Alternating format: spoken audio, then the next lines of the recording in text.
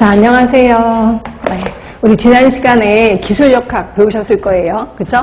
이제 오늘은 이제 분석역학, 정말 역학 중에 되게 하이라이트인 분석역학 배우실 거고요.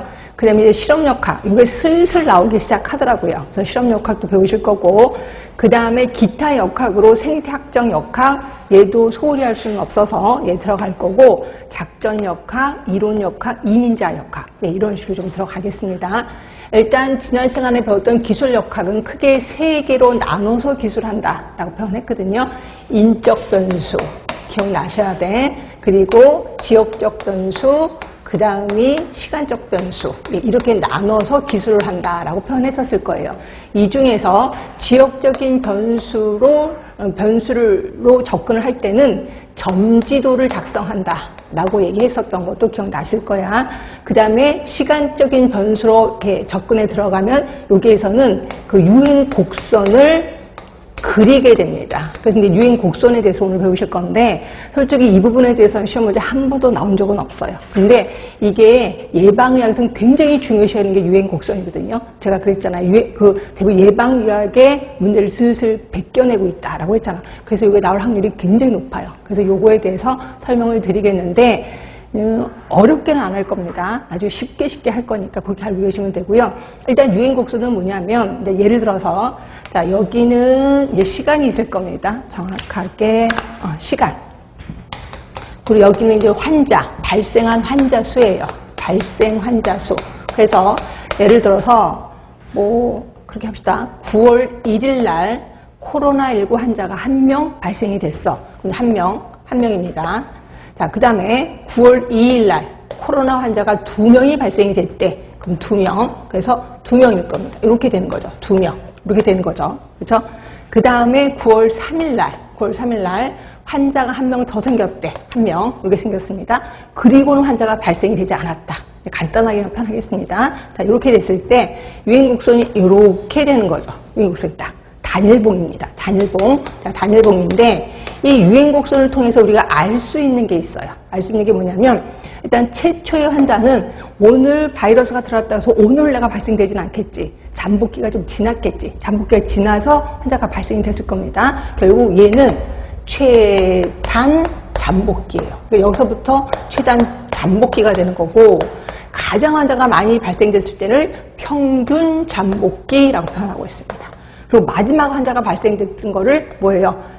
최장 잠복기가 되는 거죠. 결국 유행곡선을 통해서 잠복기를 알 수가 있다는 거지. 최단, 평균, 최장 잠복기를 알 수가 있다. 그래서 대부분 유행곡선을 그리는 게 굉장히 시간이 좀 많이 들입니다. 그래서 이 잠복기를 알면 얘가 어떤 애구나, 바이러스인지 박테리아인지 어떤 질병인지도 유추할 수가 있다는 거죠. 그래서 이 유행곡선을 그리는데, 아까 말했대로 단일봉은 한 가지 원인이 있는 거야. 그래서 그 원인이 확 있다가 싹 사라진 겁니다. 그런데 이런 경우도 있어요.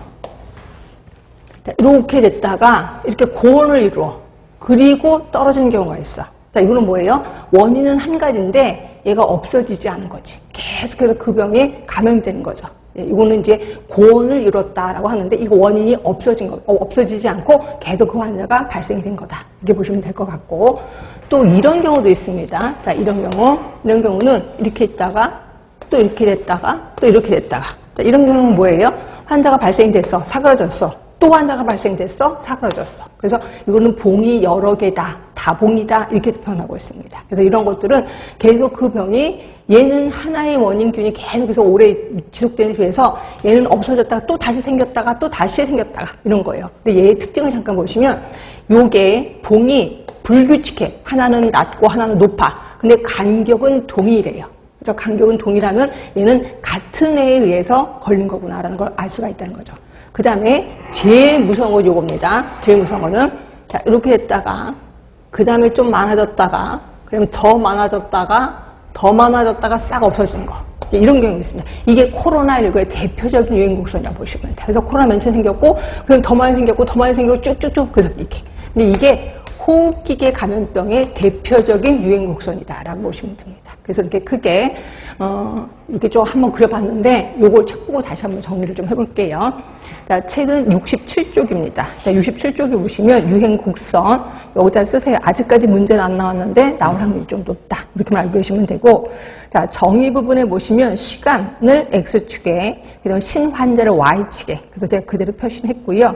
그 다음에 봉우리 사이 간격이 비교적 일정하게 나타날 수 있는데 이 간격은 해당 질병의 세대기가 된다는 거죠. 아까 제가 그랬을 거야. 간격이 동일하다라고 했거든요. 요 간격이 세대기라고 볼 수 있다는 거죠. 그럼 세대기는 뭔데요? 세대기는 균을 가장 많이 보낼 때. 그러니까 우리 그런 거 혹시 슈퍼 보균자라는 얘기 들어보셨죠? 그렇죠? 이 사람은 온몸에 막 그 균을 되게 많이 뿌리고 다녀. 요건 이제 세대기라고 하는데 세대기를 알 수가 있다는 거죠. 요 간격이 일정합니다.